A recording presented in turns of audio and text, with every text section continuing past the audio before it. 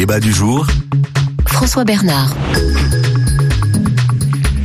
Bonsoir et bienvenue à l'écoute du débat sur RFI. Les nouveaux programmes scolaires sont soumis à consultation des enseignants à partir d'aujourd'hui. La réforme particulièrement polémique en ce qui concerne le collège n'est donc pas gravée dans le marbre et de nombreuses voix s'élèvent pour que soient revues certaines de ces dispositions concernant notamment l'enseignement des langues ou la liberté pédagogique des enseignants.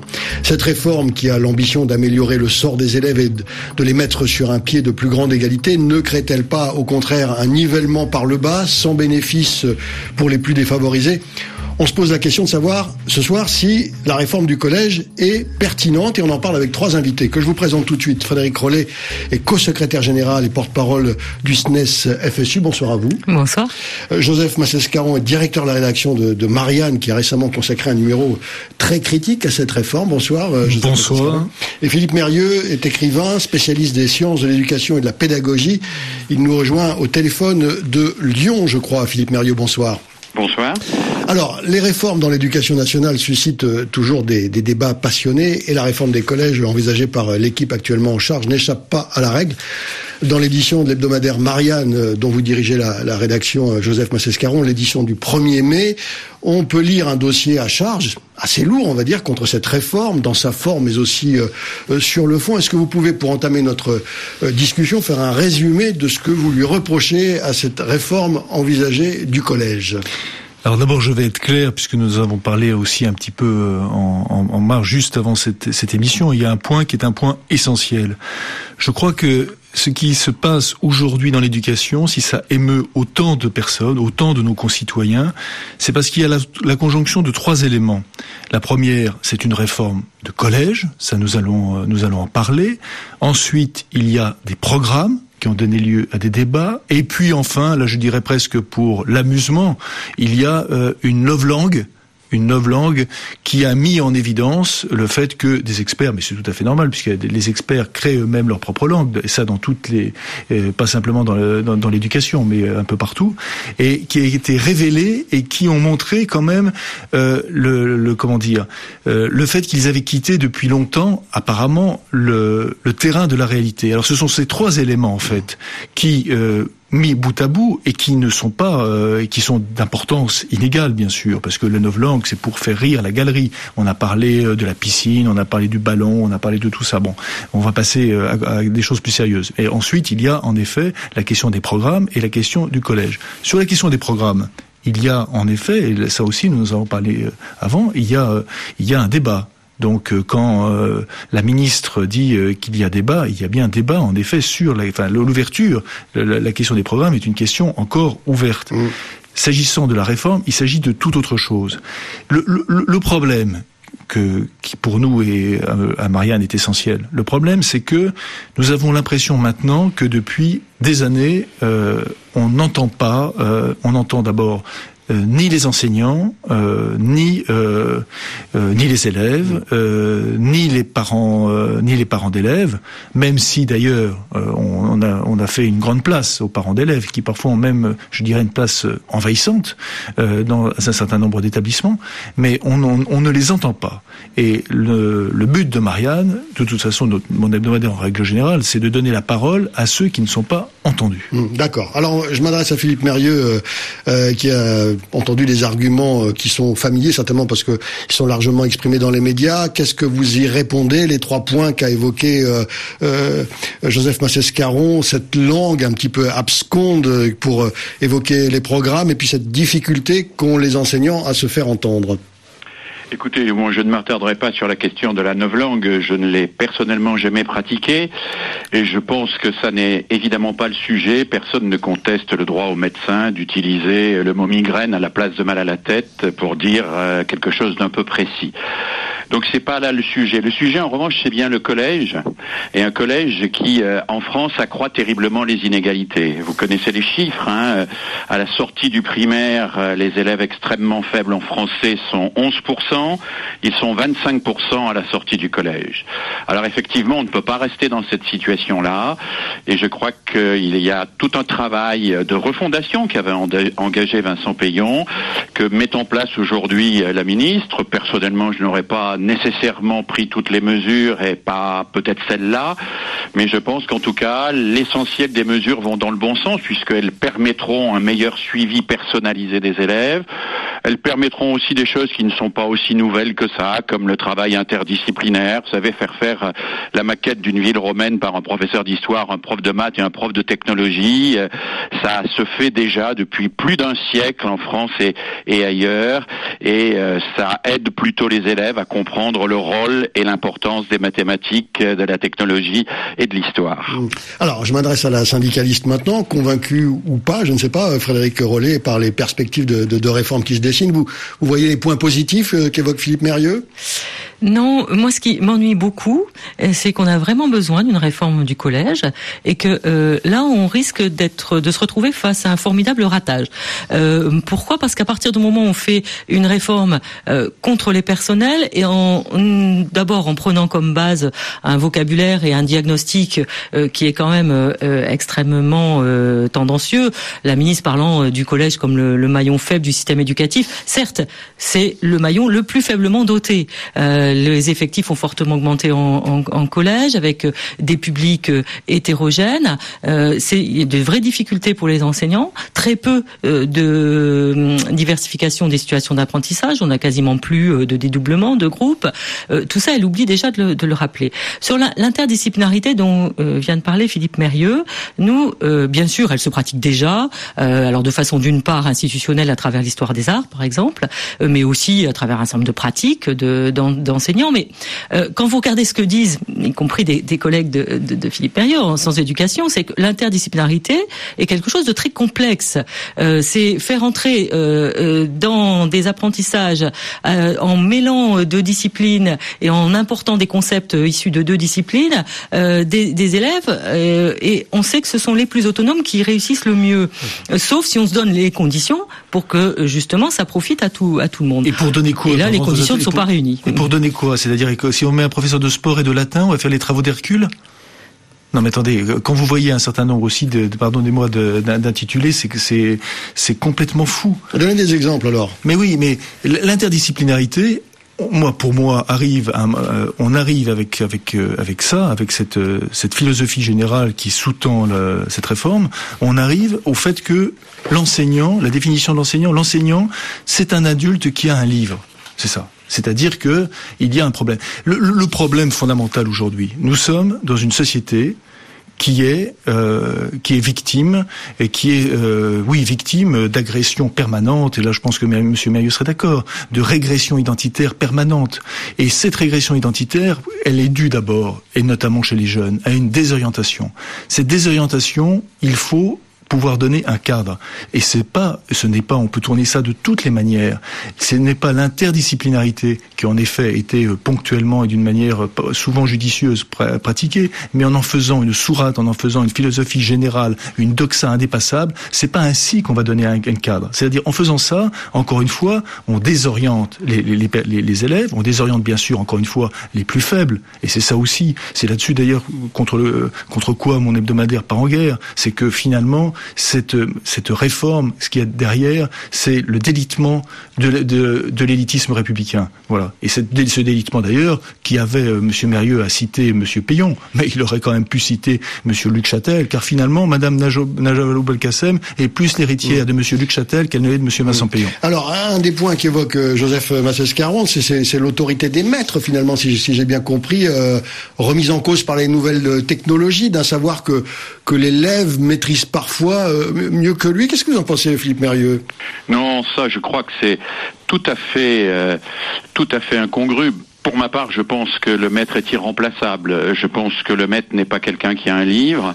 Je pense que le maître est quelqu'un qui a une parole ferme, une parole qui dit avec une exigence de rigueur, de justesse et de vérité, et qui transmet cette exigence en même temps qu'il transmet ce qu'il dit, ce que l'ordinateur ne fera jamais et ce que aucun animateur socio-culturel ne fera jamais. Donc je crois à cette exigence magistrale-là. Mais je voudrais revenir sur ce que disait M. Massescaron, les élèves désorientés. Oui, bien sûr, les élèves de 6e sont désorientés. Oui, bien sûr, un élève qui sort d'une école primaire où il avait un instituteur ou une institutrice et de temps en temps un intervenant et qui se retrouve devant 10 professeurs qu'il ne connaît pas, qu'il ne voit jamais en même temps, il ne les voit jamais en même temps, est incapable de faire le lien entre tout ça et de savoir ce que l'école exige de lui en termes de comportement, ce que l'école exige de lui, ce que la société veut de lui dans l'école. Alors, il faut effectivement donner aux professeurs la possibilité de créer des cadres où ils se retrouvent et où ils aient une parole commune, et il n'y aura pas de fourre-tout dans l'interdisciplinarité. D'ailleurs, ce n'est pas l'alpha et l'oméga de la réforme, il y a bien d'autres choses dans la réforme, il y a le suivi personnalisé, et puis les disciplines ont encore une très grande place. Donc je crois qu'on crie au loup devant quelque chose qui me semble pas aussi grave que cela, même si je partage, comme Monsieur Massescaron et comme ma collègue Rollet, une grande inquiétude sur la capacité de l'école à faire face aujourd'hui à la facilité, à la démagogie, à l'impulsivité, à ce capitalisme pulsionnel qui envoie des enfants capricieux avec une télécommande greffée au cerveau dans nos classes. Mais l'école a résisté contre cela, et je crois que c'est la pédagogie inventive, intelligente, que les enseignants pourront mener sur le terrain qui permettra de résister contre cela. Alors justement, on s'inquiète beaucoup, je l'ai lu, de la liberté laissée aux enseignants d'aborder ou non certains thèmes, la possibilité pour chacun finalement de composer son programme, ne plus imposer un cadre strict. Ça vous paraît judicieux, Frédéric Rollet? Mais écoutez, on reprend la question de l'interdisciplinarité. Alors, je reviens pas sur la question du lien école-collège. Je suis pas d'accord avec ce que vient de dire Philippe Mérieux. Les élèves de 6e ne passent pas d'un maître à plusieurs. J'ai 3 enfants, ils ont toujours vu plus d'un intervenant à l'école primaire, parce qu'entre ceux qui font l'éducation musicale, ceux qui font le sport, ce qu'on appelle le décloisonnement aussi, c'est un maître qui fait quelquefois les enseignements scientifiques, un autre, enfin bref. Donc, et beaucoup d'entre eux ont besoin aussi de cette rupture. Il faut simplement que cette rupture soit accompagnée. Sur l'interdisciplinarité, ce que le Conseil supérieur des programmes était en train de travailler, alors ils appellent ça dans leur vocabulaire des objets riches, mais c'était des objets d'études qui étaient ancrés sur des notions dans les programmes disciplinaires qui permettaient de faire travailler ensemble de disciplines de façon constructive, et effectivement de faire des liens, de montrer en histoire et en lettres par exemple ce que peut donner l'absolutisme ou ça n'est pas le cas. Là, on nous impose 8 EPI, enseignement pratique interdisciplinaire. Alors pratique, on ne sait pas bien pourquoi, parce que il y a toute une série de fausses oppositions entre ce que serait la théorie de l'un côté, la pratique de l'autre. Et puis quand on regarde de près ces thèmes, vous les avez dans l'arrêté corps, santé, sécurité, développement durable, information, communication, citoyenneté, etc. Certains d'entre eux correspondent à ce qui était transmis à l'école sous forme des éducations à l'environnement, éducation, etc., qui n'étaient pas des enseignements proprement dit disciplinaires, mais qui devaient traverser les programmes. D'autres ont été mis pour pallier des défauts de la réforme, c'est le cas des langues anciennes ou des langues régionales. Donc déjà, ils sont pas du tout sur le même plan.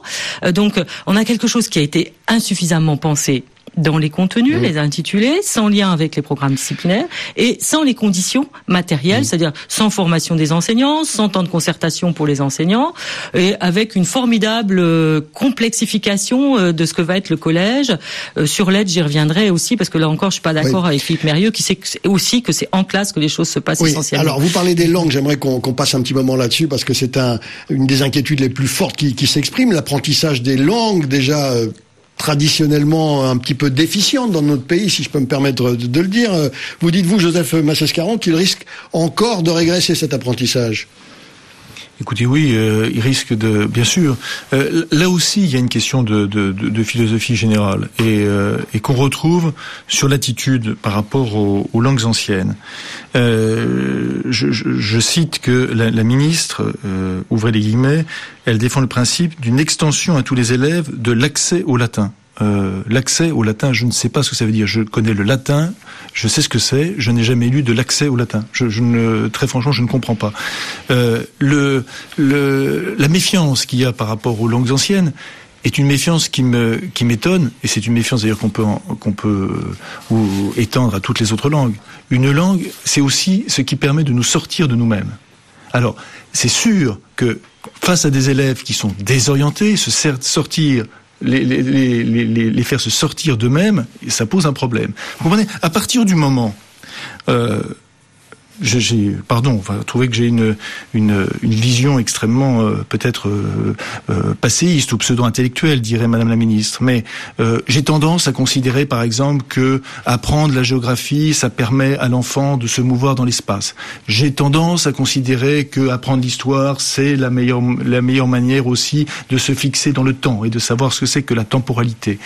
Et évidemment, quand ces éléments manquent, quand on fait une sorte de mélange, de mixte, quand ces éléments manquent, le fait qu'avec les langues, on cherche à ce que l'élève sorte de lui-même, l'élève est, encore une fois, aussi complètement perdu. Donc on arrive à une situation éminemment paradoxale. Bon alors, Philippe Mérieux, un mot sur l'enseignement des langues, j'aimerais vous entendre à ce propos-là, et puis j'aimerais aussi vous entendre sur cette quête d'égalité qui, dit-on, enfin certains le disent en tout cas, aboutit finalement au découragement des meilleurs élèves sans pour autant empêcher les moins bons de décrocher.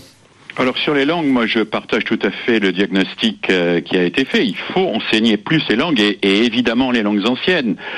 Alors je pourrais dire à Joseph Massescaron que il y a bien longtemps, quand j'ai débuté comme professeur, j'étais professeur en section moderne et que j'enseignais ce que l'on appelait à l'époque les textes anciens et que j'ai permis à des élèves de section moderne d'accéder à Échille, à Euripide et à Ovide, certes en traduction française, mais que je pense que cela a pu leur être quand même utile parce que cette culture-là, même sans la maîtrise parfaite de la langue latine, ouvre des horizons absolument incomparables. Et puis je crois beaucoup à l'enseignement en langue étrangère. Nous savons parfaitement que c'est ainsi que nos élèves progresseront en langue. Il faut que nous développions le bilinguisme chez les enseignants pour que le plus grand nombre d'entre eux puissent enseigner en langue étrangère et que cela se fasse systématiquement. C'est le cas de tous les pays qui réussissent bien en langue. Et puis il faut passer à 20h30 des versions originales sous-titrées pour que les élèves entendent l'anglais et qu'ils puissent voir leur langue écrite correctement dans les sous-titres. Alors, sur la quête d'égalité, Philippe Mérieux, il nous reste à peu près une minute. Il n'y a pas de quête d'égalité. Il y a une égalité des droits. Il y a une égalité des droits qui n'est pas l'égalité des chances. Moi, l'égalité des chances, je trouve qu'il y a la Française des Jeux pour ça. C'est un élève du 93 qu'on va sauver pour le mettre à Sciences Po. Ça sauvera pas les autres élèves du 93. Moi, je crois qu'il faut l'égalité du droit et effectivement du droit d'accès à la culture, du droit d'accès aux langues, du droit d'accès à cette décentration dont parlait Monsieur Massescaron, qui est un droit d'accès qui exige un vrai travail de formation. Et s'il y a un point sur lequel je suis fondamentalement d'accord avec Madame Rollet, c'est bien sur la nécessité de former les enseignants, car l'interdisciplinarité, c'est comme la monodisciplinarité. Ça peut saccager des élèves ou ça peut les sauver. Ça dépend de la qualité du professeur et de la formation qu'il a reçue. D'accord. Madame Rollet, Frédéric Rollet, est-ce qu'on n'est pas face à une nouvelle réforme qui, comme beaucoup de ses devancières, finira dans les oubliettes pour ne fâcher personne? C'est pas la crainte qu'on peut avoir? Écoutez, on va voir ce que donne d'une part la grève du 19 mai, qu'il faut prendre au sérieux parce que je crois qu'on a attaqué les enseignants du second degré dans leur professionnalité et que à partir du moment où on leur dit vous allez passer plus de temps en réunion qu'à faire cours et à faire ce qu'ils essaient de faire au mieux en étant insatisfaits aussi de l'échec de certains élèves, mais ils pensent vraiment au fond d'eux-mêmes que la réforme telle qu'elle est conçue actuellement ne va pas justement tendre vers plus d'égalité, ce que nous souhaitons tous. On a soutenu par exemple la réforme de l'éducation prioritaire justement dans cet objectif. Mais il y a d'autres choses à faire, et y compris, je regrette qu'on n'ait pas le temps de discuter de la question de l'aide, mais il faudrait vraiment s'interroger sur ce qu'on veut dire quand on veut dire aider un élève. Et là, considérer que 1 heure par semaine, on va faire passer tous les élèves dans des dispositifs d'aide, sans penser comment on améliore la gestion de la classe et le cœur du métier, je pense pas que ça soit la meilleure des réformes. On y reviendra. On n'a pas le temps d'en dire plus ce soir. Merci à tous les trois de vos commentaires. Frédéric Rollet, secrétaire général et porte-parole du SNES FSU. Joseph Massescaron, directeur de la rédaction de Marianne, et Philippe Mérieux, écrivain et spécialiste des sciences de l'éducation et de la pédagogie. Merci à vous. Merci également à Florence Ponce et à Valentin Vaner qui ont préparé et réalisé cette émission. Demain, mardi politique, Eric Woerth sera l'invité du service politique de RFI. Mercredi, on s'intéresse aux monarchies du Golfe. Restez à l'écoute de Radio France Internationale. Un nouveau journal sur la radio mondiale dans quelques secondes.